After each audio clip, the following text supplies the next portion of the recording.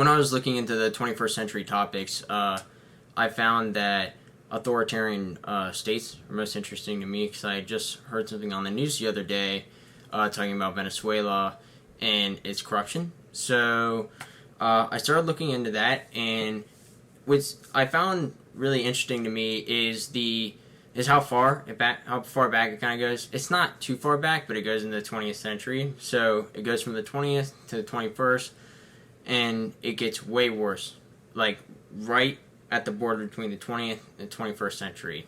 So Hugo Chavez was elected in 1998, and he had a crowd of leftist populism.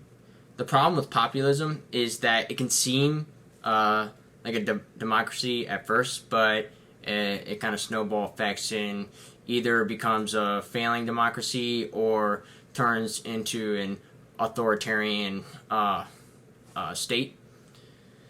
To get more into the authoritarianism, after enacting a new constitution with ample human rights protections in 1999 and surviving a short-lived coup in 2002, Chavez and his followers moved towards concentrating power. They seized the Supreme Court first and undercut the ability of journalists, human rights defenders, and any sort of Venezuelan of their fundamental rights. By his second term in office, the concentration of power and the erosion of human rights had given the government free rein to either intimidate, censor, or prosecute anyone who had criticized the president or the Venezuelan government. It passed laws extending the toughening penalties for speech that either offends the government or speech that foments anxiety in the public, and allowing arbitrary suspensions on television channels, radio stations, and websites. Tensions started to grow in 2004 after a judicial crisis, is what they call it, and it was when the Supreme Court ruled a petition to basically recall President Chavez from office, and they had enough signatures to do so, but in response, President Chavez granted himself the authority to remove all the unfriendly judges in the judicial court and replace the entire court with his hand-picked judges from wherever. And this pretty much destroyed the judiciary power to act as a check on the president. And this is what I like to call an authoritarian power move. Lower court judges face intense pressure not to issue any sort of ruling against the government or anything in favor of President Chavez. And Chavez publicly called for the imprisonment of 30...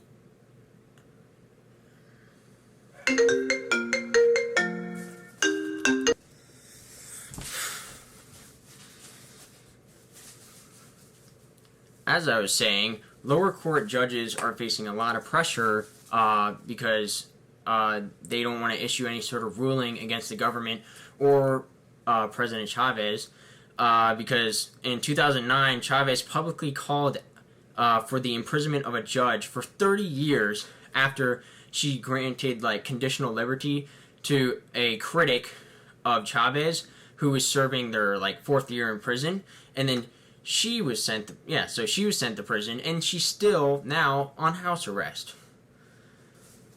Fun fact, a Dutch political scientist wrote, and I quote, populism is a liberal democratic response to undemocratic liberalism. In response to this definition, President Chavez, as a populist leader himself, explained to his supporters that their problem were caused by undemocratic elitists and the institutions. A strong leader is vital to get through these undemocratic forces that impose the will of the people.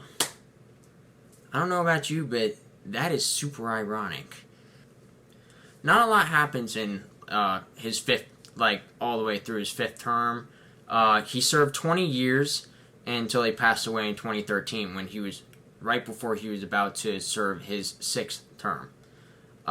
President who is now the president today of Venezuela, Nicolas Maduro, was elected. Also took place of Chavez as a authoritarian leader. And unfortunately, they're still struggling nowadays in Venezuela with corruption and basically this authoritarian government. And thanks for listening. I hope you learned something out of this. Yeah, cool.